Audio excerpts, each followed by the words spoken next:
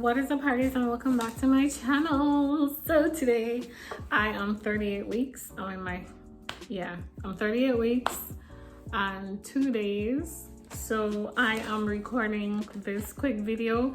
It's going to be a combination of a pregnancy Q&A, and it's also going to be about my pre-operation appointment and what I had to do for my planned C-section. So I'm just going to be discussing everything with you guys. So if that's something you're interested in, stay tuned. I felt like it's good for me to explain this to you because if you're planning on having a C-section, you kind of want to know what to expect. Also, if you do plan on having a vaginal, although we hope for the best, sometimes, you know, situations occur and a C-section is the way that they could save your child and possibly save you. So it will be great for you to have that information also. So I'm just going to be talking about what I had to do at the appointment, what was discussed. The nurse went into a lot of details because I asked her to. My last two C-sections, I was kind of sedated, so I didn't really remember a lot of things. I fell asleep, you know. I don't remember even seeing the baby or nothing. I was kind of like out of it. My husband said I was yelling, "Put me to sleep, put me to sleep." So I don't remember nothing. But this time, I think this is going to be the best one because I will be awake, you know. I will be awake the whole time. At least that's what the doctor said. So I'll be awake the whole time. I'll get to see everything. I'll get to actually experience this one in comparison to my other two. So, okay, so the first thing I have to do, well, let me tell you what happened when I came into the appointment. So when I came in, I had to pay my 20%. And then the nurse came, and the nurse is pretty much going through what to expect. She also ended up drawing my blood, and she ended up doing a urine sample. Also, she measured my blood pressure, and she measured my temperature under my tongue, just to make sure everything is okay. She also said that I have to come back again to do the test, to do the COVID test a day before the operation. Okay, so I'm here about to do the COVID test and get my blood drawn. I'm so nervous because I don't want it to hurt, but see, guys.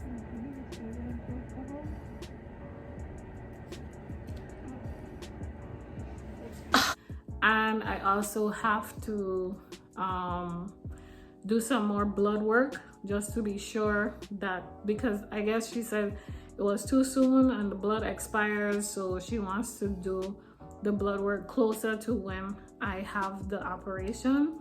So I have to come back and do some more blood work. And then on the day of the C-section, they also have to draw some blood and do some blood work also. So that's 3 sets of blood work due to COVID, I guess. Yeah. Also, what to expect. She said when I come in in the morning, I'm going to have to remove my clothes, of course, and put on the nursing, the hospital robe, the hospital robe that they give you. And the whole entire time my husband will be by my side. The only time he won't be by my side is when I have to do the spinal.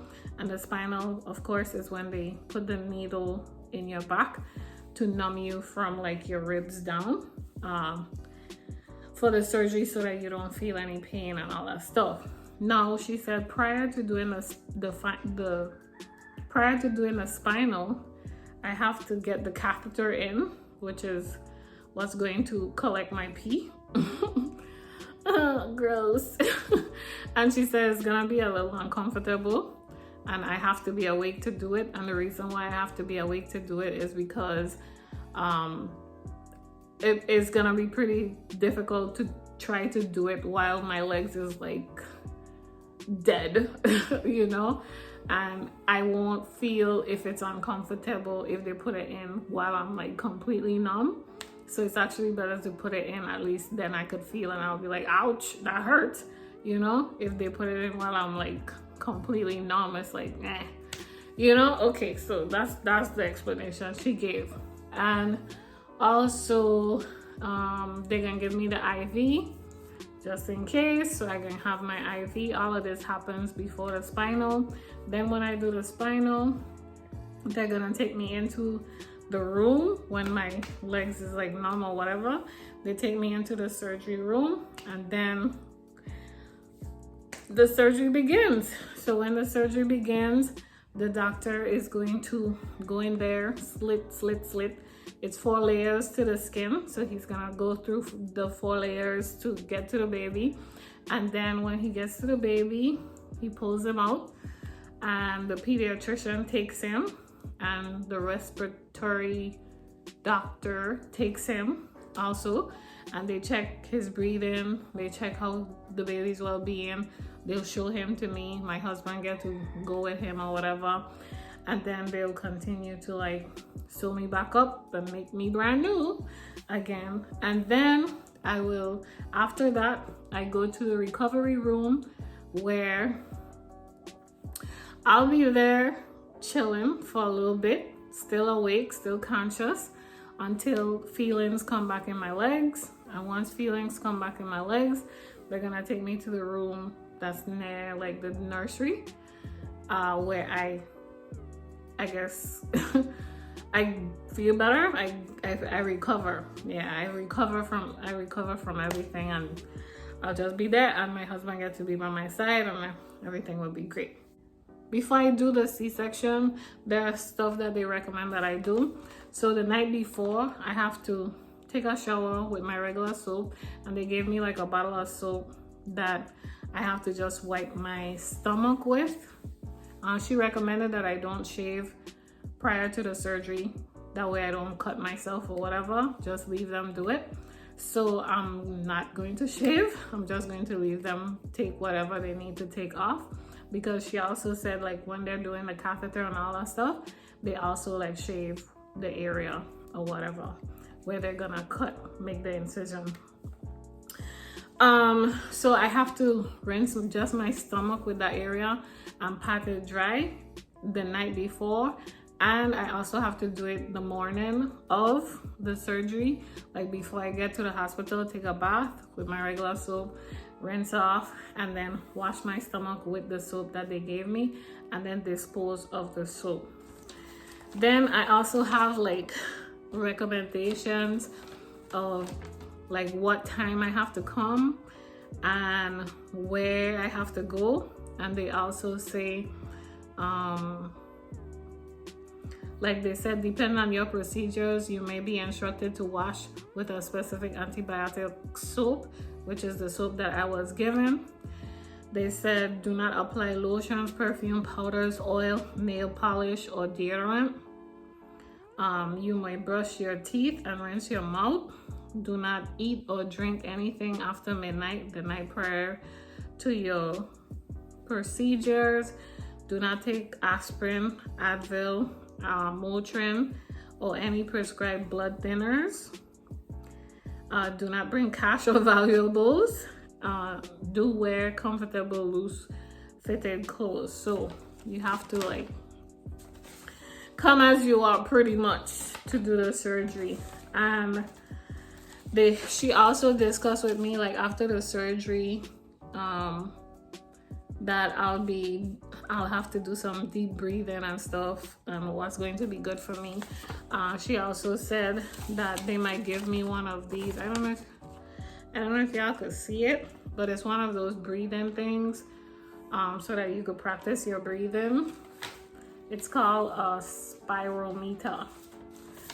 So she said after the surgery they might give me that. I remember doing the spirometer, so I remember that part.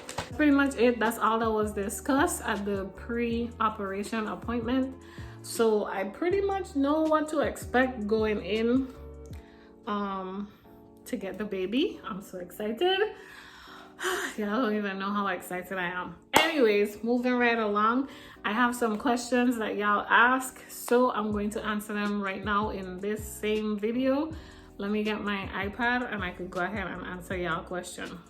One of the questions is from Pamix Natural Beauty.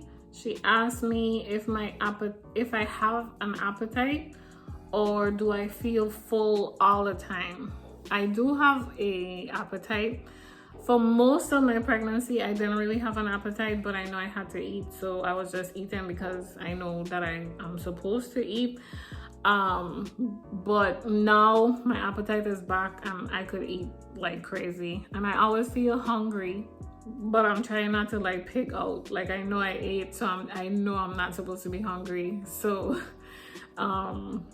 yeah, I do have my appetite, and I don't feel full all the time. It's the complete opposite. She also asked, how do you care for the other kids with pregnancy, and how you feel waking up in the morning? Do you throw up when brushing your teeth at this stage of the pregnancy? Taking care of the kids, for me, it only became slightly difficult in the last couple weeks, I would say, because in the last couple weeks, like, I guess because my stomach is so heavy now, you know, I'm like tired. I don't want to stand too long. I don't want to sit too long. I don't want to do nothing. I don't feel like doing nothing. I don't feel like cooking. I don't feel like doing nothing. So that's when my husband stepped in, and like, he's been helping out with everything. So that helps. I get some rest and I get to relax. And my kids, they're 9 and 7, so they could go in the fridge and they could make themselves a sandwich, and if they want a snack, they could grab themselves a snack. You know, it has stuff in the fridge that they could easily access and eat. They could hot up some waffles, you know, so certain things they could do themselves. They could pour some cereal. Certain things they could do themselves, so that helps too, you know. So that has made it kind of easier, like with this pregnancy. Like, it's not too much of a strain. It's not bad at all. I got asked, let's see, can you do a brushing your teeth in the bathroom? If you want me to do a brushing the teeth in the bathroom just to see like if my belly touching the sink or something, it doesn't really touch the sink, but I'll do like a clip so that you could see.